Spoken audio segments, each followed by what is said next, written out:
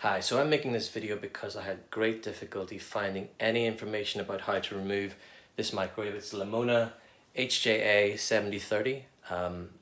So I sort of struggled. I found some screws here. I thought maybe I could unscrew it and it would come out. No, it didn't. I thought, oh my goodness, am I going to have to take out all of the shelves and the whole unit? And then I found the place, okay? And all you need is a 2mm Allen key. So there's a place there. I'll just zoom in.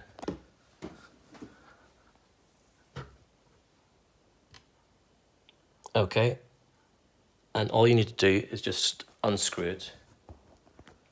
And then it just comes straight out.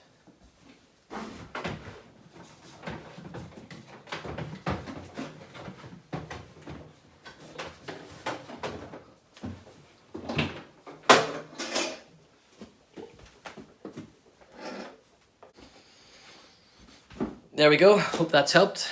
All the best. See ya.